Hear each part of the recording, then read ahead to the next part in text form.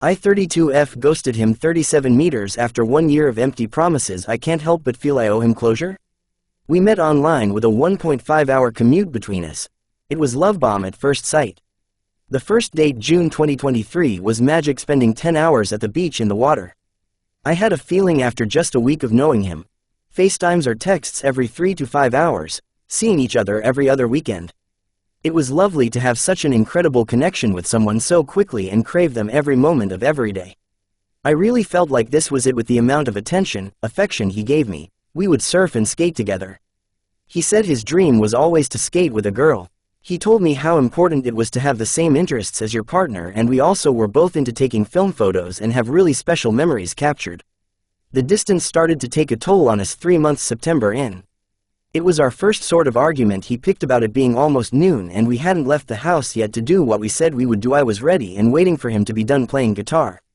But this was all due to him waking up late per usual, and his ADHD is so severe he has no idea how quickly time goes by while he will do 4 things at once and then complain about not enough time in the day. We ended up breaking up because he kept saying, "I don't know," when I would ask him what he wants. We both crying. I packed all my things and then I said, why don't we enjoy the day and do what we said we would do, and then I'll go home. We ended up enjoying the afternoon and he cried to me about how he can't lose me and how foolish he was to start an argument. Okay, fast forward 2 weeks in September. We had plans to go camping for the weekend. I booked a dog sitter. The night he was planning to come over he cancels on because there is a rat in his house. He has 3 roommates and the kitchen and pans and cabinets were never cleaned. So I end up taking my oldest dog on the camping trip and leaving the younger one with the sitters. This was my first sign from the universe that things happen for a reason. Keep reading. Then in end of October. My old boy is sick. I drive to Mexico for vet care and he offered to come with me both times and then said he had too much work. Mind you, he wakes up at 9 a.m., clocks in from his bed, does his morning routine and doesn't start to work until 11 a.m. usually. He will go run errands in the middle of the workday, play guitar and complains about not being a good worker. He even told me a friend called him out for it because he had mentioned it to them a year prior. So he had been knowingly a poor worker for more than the time I have known him. I brushed it off since my dog was number 1. 2 weeks later I take the second trip to Mexico, which also happened to be the day after I had been put under for a broken finger from a surf accident. He did not come for my surgery to support me and I expressed concern on lifting my ADLB dog with my finger freshly put back together with a metal plate. Yeah, he couldn't come, he has work. I spend 8 hours in Mexico going to 5 hospitals for my sick dog to find answers. While he ended up going to the skate park after work, I went to stay at his house that night, which was nice. He set up a bed for me to lay next to my dog on the floor. The next morning was Friday. I said, okay, I have to put my baby down this weekend, he is so sick. He said, okay, I am coming over right after work to be with you. That evening he calls me. His friend's brother is in town and he is going to go surfing in the morning Saturday with them and come over right after. I said, okay, whatever. I was screaming inside. He comes, it's fine. Sunday I put my dog down. I have the vet come. Beforehand I had frequencies playing for my baby on Spotify and he has the audacity to change it to YouTube video to show my cousin a skate clip. I called him out and he dismissed me. A week after my dog is put down we have another many not even mentioned because it's pie. NFUL butting heads episode of him telling me knitting is not faster than crocheting and he has the experience since he was around it when his friends crocheted, so I should listen to him. Mind you, I have been crocheting for 10 years. I have never knitted, so I mentioned I was going to start knitting and he told me how much slower it is and I just genuinely don't know, so I said, oh, I didn't know and I don't know what to expect, and because I didn't say I believe you, it was this terrible icky feeling in my gut. I didn't even want to talk to him anymore. I was telling him how excited I was about something and he would always shoot me down.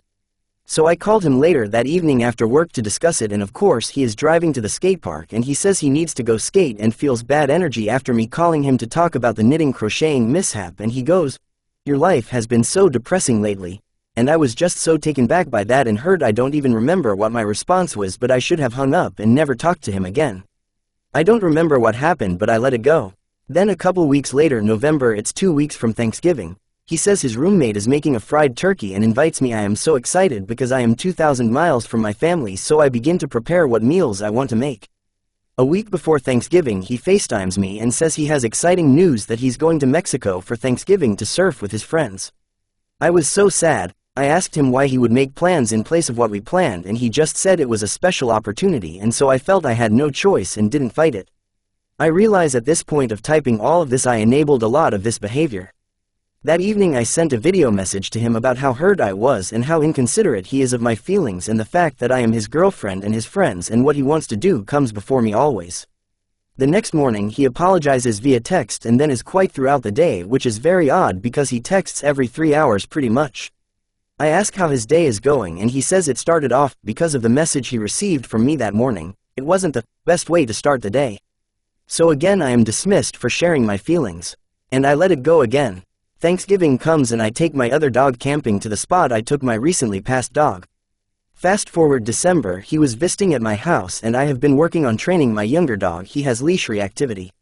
I say, here, and treat dog when we pass other dogs, so he associates quiet still behavior with a reward in this moment.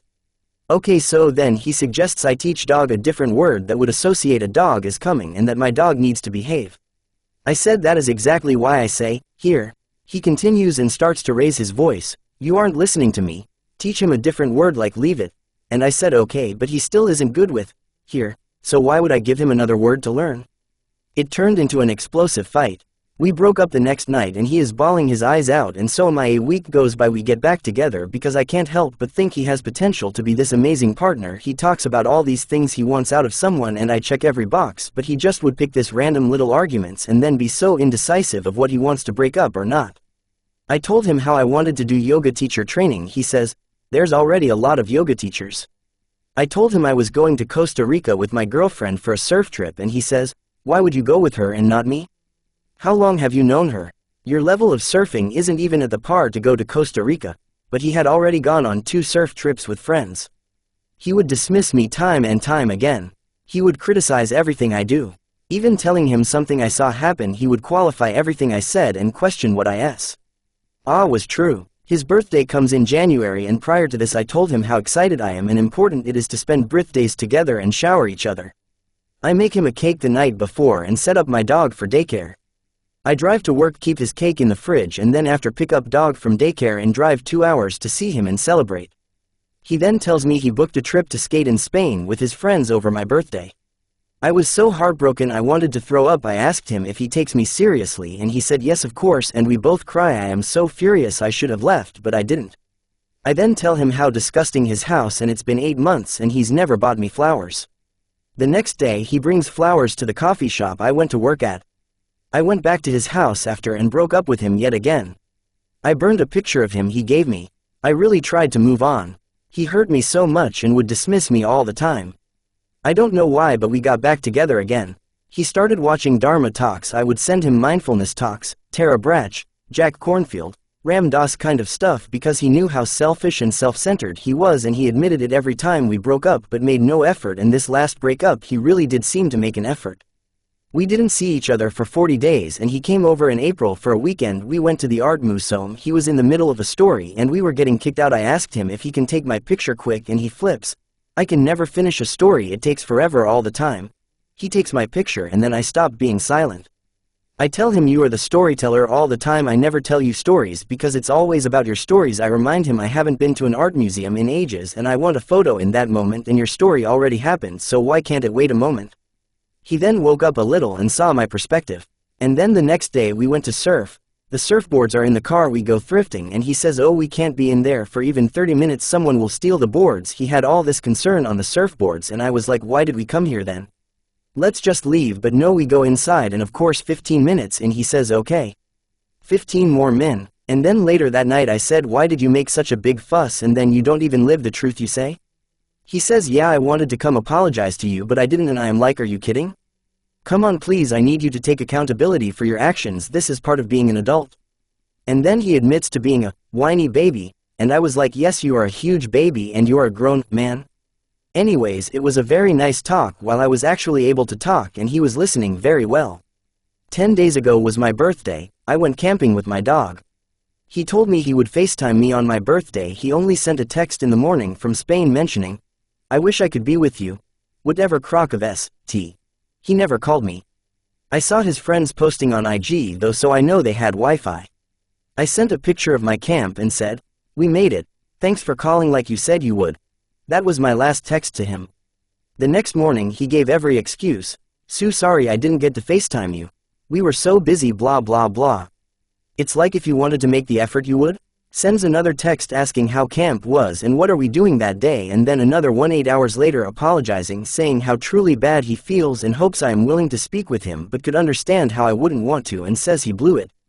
I never responded. He never even tried to call me to apologize, just 4 total texts. I blocked him from seeing my IG stories. I am so heartbroken that I spent a year thinking I was with this wonderful person who wants the same things as me, to learn that all he wants is to skate and surf and not do any hard work or put any effort into life. He has not made any growth the entire almost year I have known him. I have made so many advancements in my own life. I sold my motorcycle, rented out my garage, laid brick in my yard by myself, never offered to help. I starting selling all of my vintage at pop-ups. I did 3 and he never came to any. I broke my finger and put my dog of 11 years down. I have a really wonderful job and I also stick to my word and do what I tell people I am going to do. I can't help but be missing him, wanting to work it out. I act impulsively quite often, but I know in my gut this man would not stand up for me if times got tough like he hasn't this whole year. Can people really change? Do I owe closure to him?